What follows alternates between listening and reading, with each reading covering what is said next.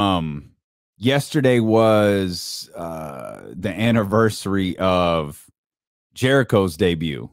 But it's not like a big anniversary. It was like the 22nd because it was August 9th, 1999, I think.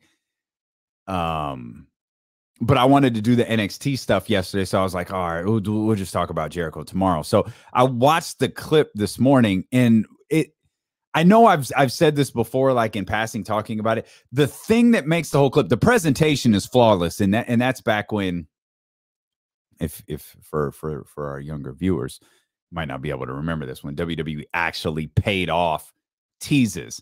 Like, they did an incredible job, like with the countdown clock. And I remember when Dave Meltzer first wrote, okay, the countdown clock leads to, Monday, that, this day. And then it, like, they manipulated the clock a little bit. So it went to the middle of the show instead of at the beginning of the show. And like the whole buildup was perfect. It was in Chicago. And the thing that makes the whole clip, because that's often looked at as, oh, it's the greatest debut in history. Like, for my money, the greatest debut in history is Kane. Like, I think Kane's debut, I think the story, when Paul Bear, Kane is alive, Undertaker, like that,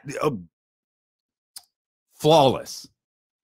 Jericho's good, but what really makes Jericho's debut tremendous is the reaction from the crowd.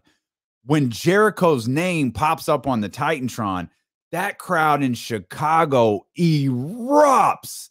And it was such a moment. Like, this wasn't like Sean Waltman coming back the day after WrestleMania, which got a good reaction. This wasn't the Big Show, when he crawled up from under the ring. This was an entirely different type of reaction. This was probably the first time in the so-called Monday Night War where it was like, there's a guy over there that we really, really like, and we want him here. Show, not that like Show wasn't great. Like Big Show, like, it was cool. Sean Waltman had already been the 1, 2, 3 kid, so it wasn't anything major there.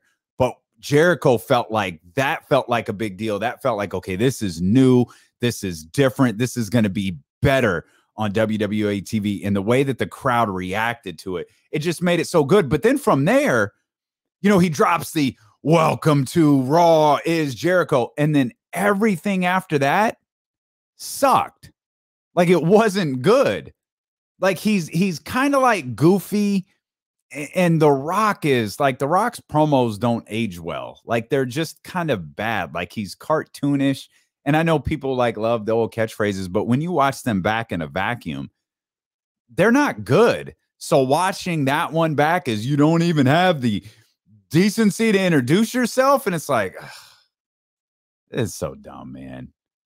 So the Jericho's debut as a whole, as a whole 9-minute clip, isn't very good, but it's all worth it because of that moment at the very, very beginning when Jericho flashes on the Titantron and they show him with his back to the crowd, and the crowd explodes. By the way, little known fact, or probably not little known because he said this before. You know where Jericho got that from? Michael Jackson.